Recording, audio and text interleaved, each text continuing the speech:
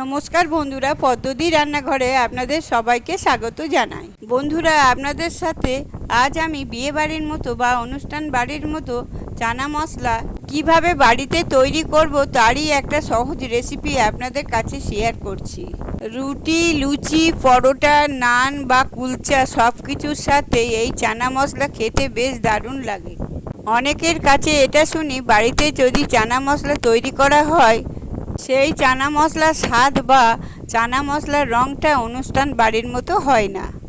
আপনারা আমার এই রেসিপিটা ফলো করে বাড়িতে চানা মশলা তৈরি করবেন। একদম অনুষ্ঠান বাড়ির মতো পারফেক্ট চানা মশলা বাড়িতে তৈরি করে নিতে পারবেন। তাহলে আর দেরি না করে চলুন দেখে নেওয়া যাক চানা মশলার রেসিপিটা। এই রেসিপিটা তৈরি করার জন্যে আমি এখানে 250 গ্রাম কাবলি ছোলা বা কাবলি চানা নিয়েছি। বন্ধুরা, আমি এখানে নর্মাল জল ব্যবহার করেছি। কাবলি ছোলাটা আমি 10 ঘন্টা নর্মাল জলে ভিজিয়ে রেখেছিলাম। দেখুন ছোলাগুলো ভিজে কত বড় হয়েছে। এবার জল পাল্টে ছোলাগুলো ভালো করে ধুয়ে নিয়েছি। এখানে একটা প্রেসার কুকার নিয়েছি। প্রেসার কুকারের মধ্যে ছোলাগুলো জল ঝরিয়ে প্রেসার কুকারের মধ্যে দিয়ে দেব।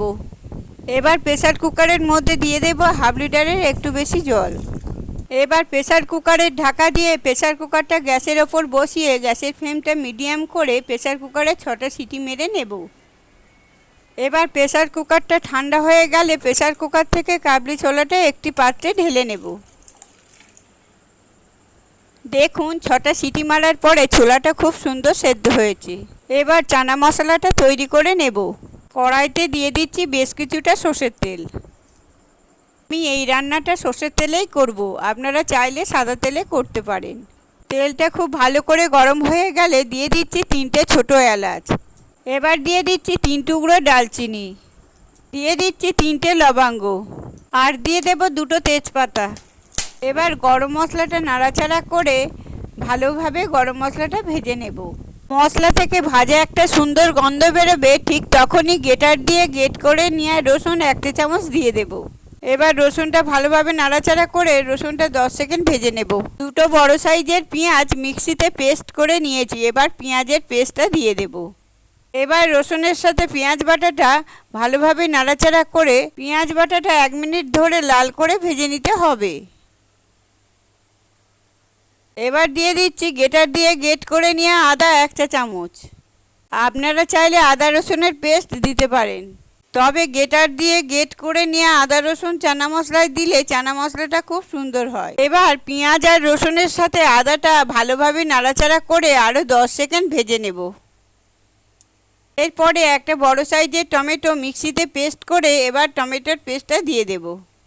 এবার দিয়ে দিচ্ছি হাফ চা চামচ জিরের গুঁড়ো। এরপরে দিয়ে দিচ্ছি হাফ চা চামচ ধনের গুঁড়ো। এবার দিয়ে দিচ্ছি হাফ চা চামচ লঙ্কার গুঁড়ো। এরপর দিয়ে দিচ্ছি হাফ চা চামচের একটু কম হলুদের গুঁড়ো। এরপরে দিয়ে দিচ্ছি কাঁচায় পাকায় কাঁচা লঙ্কা 5টা। ঝালটা আপনারা প্রয়োজন বুঝে দেবেন। এবার দিয়ে দেব চালমগজের পেস্ট 5 চা চামচ।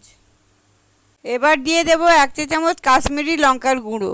এরপর মশলার বাটিটা ধুয়ে অল্প একটু জল দেব। বন্ধুরা, আপনারা চালমগজের পেস্ট চানা মশলাতে অবশ্যই দেবেন। চালমগজের পেস্ট দিলে গ্রেভিটা ঘন হয় আর খেতেও খুব টেস্টি হয়। এবার মশলাটা ভালোভাবে নাড়াচাড়া করে 1 মিনিট মশলাটা কষিয়ে নেব। 1 মিনিট মশলাটা কষিয়ে নেবার পরে এবার দিয়ে দেব স্বাদ মতো নুন।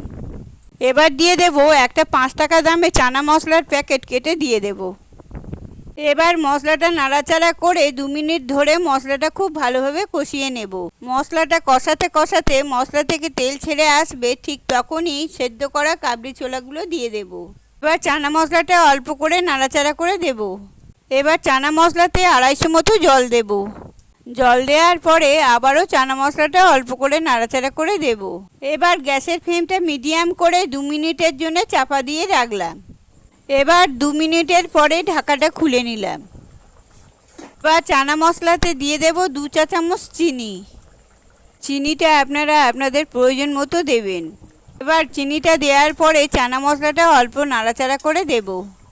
এবার চিনিটা দেওয়ার পরে চানা মশলাটা আরও 20 সেকেন্ড ফুটিয়ে নিতে হবে। এবার সবার শেষে দিয়ে দেব হাফ চা চামচ শাহি গরম মশলা। এবার গরম মশলা দেওয়ার পরে চানা মশলাটা আবারও অল্প করে নাড়াচাড়া করে দেব। এখন আমাদের চানা মশলা একদম তৈরি।